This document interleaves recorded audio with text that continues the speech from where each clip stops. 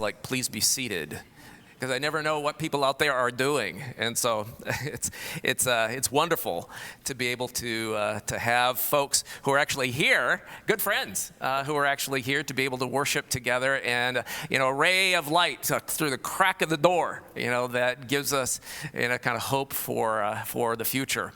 And so I'll say more about kind of plans for the future at the announcement time after a little bit, but I wanted to just kind of acknowledge how important then it is for us to be able to get together and to be able to kind of draw away from kind of the rest of the world and all of the stuff that we do.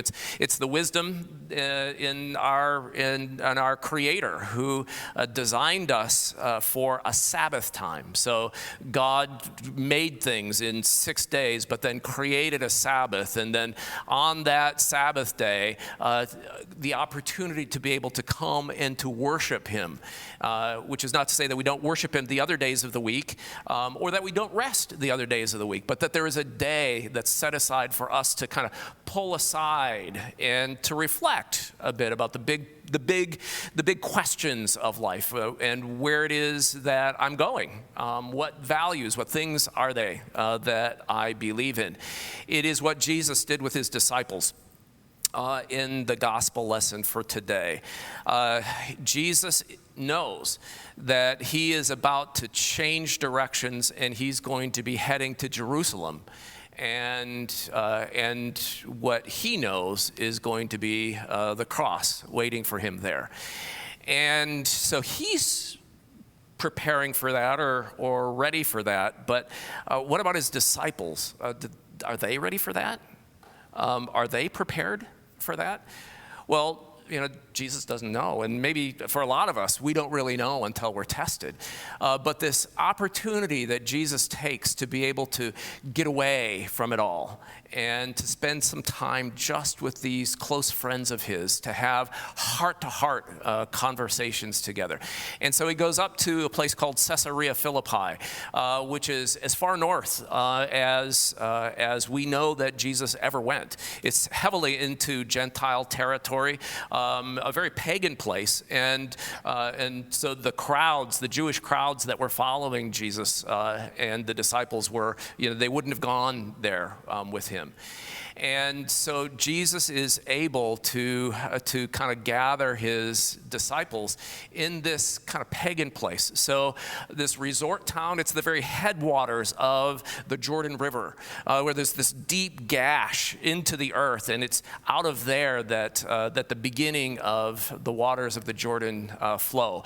And there are temples, religious temples that date back before the Jews to the Syrians who were there. A dozen, 15 temples to various kinds of Syrian gods. And then there were all different kinds of other Greek and Roman temples that were there. Pan, the god Pan, had a temple right at that place, that gorge where the river Jordan, the waters began to come out. And premier among all of them was this temple that was built to the divinity of Caesar himself. It was called Caesarea Philippi, which means, it's a tribute to Caesar, and it was built by Philip, who was the king at the time, and his father, Herod the Great.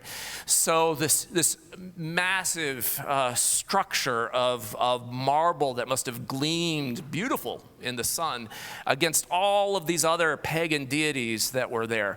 And so Jesus goes to that place, and it was a resort. There were lots of other kinds of tourists and people interested in leisure who were around. And so Jesus, at some point, they collect together. And so Jesus asks the question, so who do people say that I am? So He's kind of doing almost a strategic planning question here. So tell me, what's the rumble out there? Who do people say that I am? And so they perk up and they say, well, some say you're John the Baptist, come back from the dead. Some say you're Elijah. Some say you're Jeremiah. Some say you're one of the other great prophets. And that's pretty consoling. for Jesus? I mean, these are all the big name guys. They are all people who had made such an imprint on the lives of the people of faith, including John the Baptist. And so the idea that Jesus would embody the spirit of these great prophets that were before him, it was really a compliment to Jesus that people gave him credibility out there in the crowds.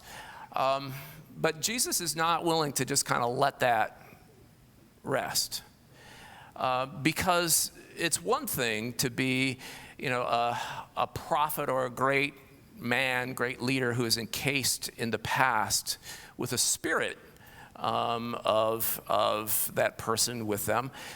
But it's a whole different thing to be someone who lives the presence of God for them. So he presses them further, and he says, so who do you say I am? Don't you just hate being put on the spot? What about you? What do you think? In this political environment, it's very uncomfortable. What do you think? You could say what, people on the media say, but what do you think? That's kind of makes you queasy. So you can imagine maybe there was this moment of silence. And so out of that quiet and awkwardness, God bless Peter. Peter's always the one, who's willing to stick his foot in it. And so Peter says, well, I know who you are. You are the Messiah, the Son of the living God.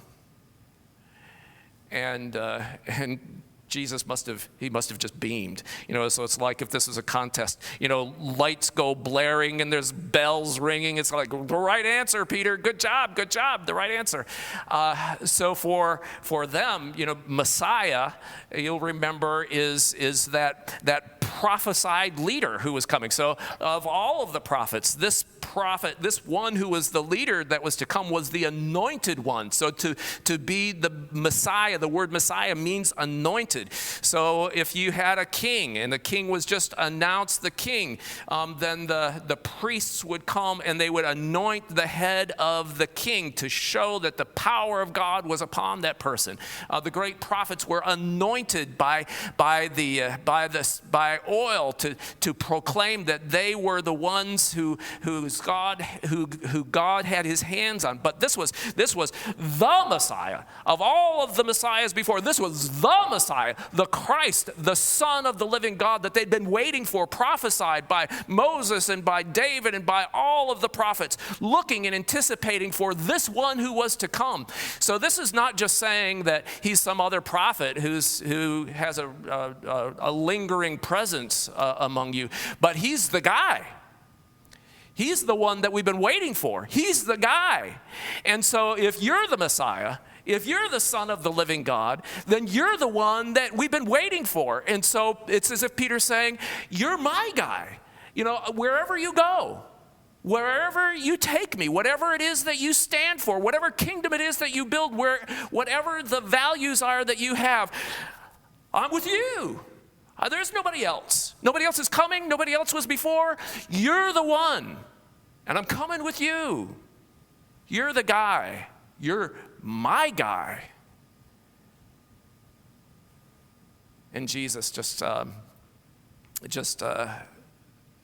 beaming must have said, so Peter, it's not flesh and blood. It's not another human being that revealed that to you. You didn't just kind of figure that out on your own. But it was the Spirit of God that figured that out for you. It was the Spirit of God that was working in you to bring you to that place. We don't talk about evangelism anywhere near as much as we should. And this opportunity to be able to think about how do we bring other people to Jesus, that's something that we constantly have to be racking our brains about. But whatever technique and however effective that we think we can be with neighbors and friends and family members, it is the Spirit of God that brings people. It is this discontent, this movement deep within us that raises up in us the sense of confidence as we look at who Jesus is, that this is the Anointed One. This is the Messiah, the Son of God. It is the Spirit that brings us to the place of saying, you're my guy. I choose you. You're my guy. And I'll follow you wherever it is that you go. And then Jesus says, so Peter, you are the rock. And on that rock, I will build my church. It's one of the only times in the New Testament that the word church is used. On this rock, I will build my church. And so we got to ask the question, so what is this rock that Jesus is talking about? So it's kind of a play on words. So the name Peter sounds a lot like the word rock. And so if we want to, you could change Peter's name to Rocky. So he's Rocky, you know. And so it's on this rock that the church will be built. But is it Peter? Is it Peter himself that represents that rock? Well, we know a lot about Peter, don't we? So if you come back next Sunday, you'll see that this story continues. And when Jesus starts telling him that they're going to go to Jerusalem and that he's going to be betrayed and crucified, Peter is just like, you're the Messiah. You can't be crucified. And so Peter rebukes Jesus, remember? And then Jesus says, get behind me, Satan, to Peter. So if Peter is the rock, that's a really spongy rock. Hard to build anything on it. Unless it is this thing that has happened, that has been the work of the Spirit that has been happening in Peter. This sense of this presence of God in Jesus that says to us, this is my guy, and I will follow him wherever he goes. That confession of faith, that movement that I will go with you wherever, I will do whatever it is because your love is so profound, is so transformative for me. As I can't be fulfilled with anyone else. That confession of faith is a rock that is solid. And that builds this family of God. When he talks about the church, he's not talking about buildings and grounds and roofs. He's talking about this community of the called out ones. The word church is in Greek is ekklesia, the called out ones. These called out ones by the Spirit of God that are built into the family of God, that are raised up by this confession of Jesus as the Son of God, who has the answers to all of the deepest questions that life poses. And as we come together, even though we're weak and fallible, like Peter was, like all of the disciples were, we link hands raised up to come into this tremendous, beautiful, diverse community of his people who are linked together. What do we have in common? I mean, we're every particular race. We speak every particular language. We are all different kinds of people. What do we have in common except this Jesus who holds us together? And as we seek to know him, then he transforms him. He transforms us. He changes us, molds us to be the people that he has called us to be his family that brings hope and light to the world. As we confess him, as the Spirit works in us, we choose him more and more and more. We choose him to be our Lord and our Savior. You know, I think a lot of times people in the church and people around, we just don't think about our relationships. And we don't think about what we choose. We just kind of make those decisions, those choices as time goes on, but we don't realize how profound a difference it makes who we choose and the kinds of things that then can happen, the kinds of doors that can be opened for us. Back in the 1980s, there was a man by the name of Abdul Fattah Jandali. So I'll question you after the service. Abdul Fattah Jandali. He was a Syrian immigrant who came to this country, and he was working in a little dive restaurant near Sacramento in California. And there was a customer who walked in, and she found out who he was, got his name, and then began having this conversation. And he realized at some point that she knew a lot more about him than she should have. And so he was curious, and he said, "So who are you?" And she said, "I'm your daughter." And he was a little bit flustered, and he said, "Oh, really?" And it turned out that when he was a college student, he went to the University of Wisconsin in Madison, and he'd fallen in love with a young gal, and they got married, eventually got married, but then they broke up, they were divorced, and the mother couldn't keep this child, and so she gave her up for adoption. And so the two had never met before. And so the man was a little flustered, and so then he was looking around at this kind of greasy spoon that he's working in, and this is his daughter. And he says, "Well, I didn't always work at a place like this. So I owned actually an Arabic restaurant down near San Jose, and we had there are a lot of the people who were the big names in the computer industry that would come in and have a meal together. So people like Steve Jobs. Steve Jobs would come in. He was a great guy. He'd make big tips, and we enjoyed getting to know him, and Bill Gates and some others. And when he said that, her jaw just about hit the table, because what he hadn't told her yet was that she had a brother who was older than her, who was also adopted out by her mother. And the name of that boy was Steve Jobs. And they never met. And that Steve Jobs is now gone, and they still have never met. What you choose and who you choose will change your life. And as we choose those who are aligned with God's purposes, it just opens up a whole new family, a whole new way of being able to live, a whole new way of being able to relate to people who may or may not be blood relatives of ours.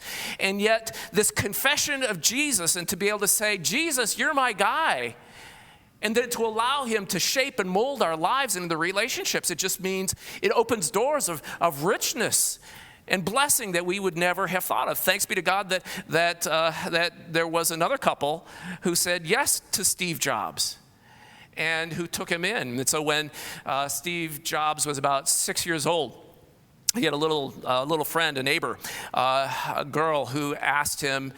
They were just talking together, and they talked about where they came from, and he said that he was adopted, and she said to him, "Does that mean that your parents didn't want you?"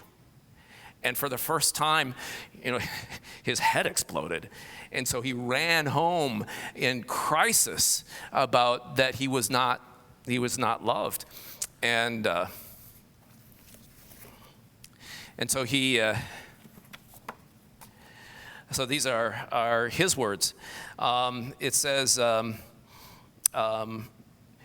remember running into the house crying, and my adoptive parents said, "No," they said, "you have to understand." And they were very serious, and they looked at me straight in the eye. They said, "We specifically picked you out." Both of my parents said that and repeated it slowly for me. And they put an emphasis on every word in that sentence. We specifically picked you out. Abandoned, chosen, special, those concepts became part of who Jobs was and how he regarded himself.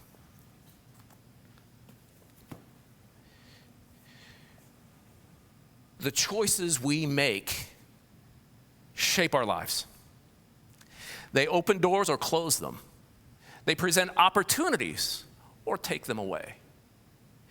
Jesus, with the disciples, separates himself. He takes them away to a quiet place in order to be able to reflect, to be able to think about the things that really matter, and the fact that they were in the days to come going to have to make many choices, some of which were going to be very difficult for them. And so he asked them, so who do you say that I am? Because their answer to that question meant all the difference for the direction of their lives.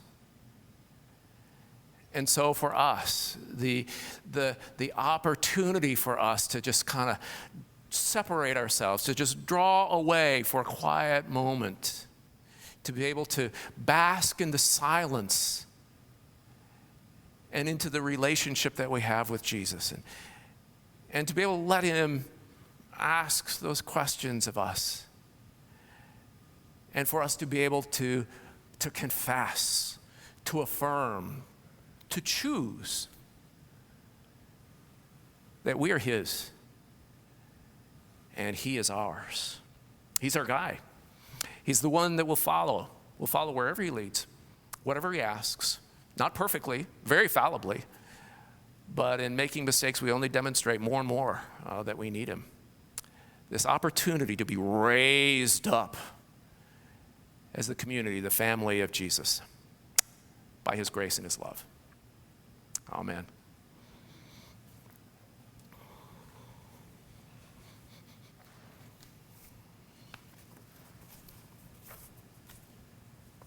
So let's stand together and affirm the faith of our hearts and of our lives by using the form of the Nicene Creed.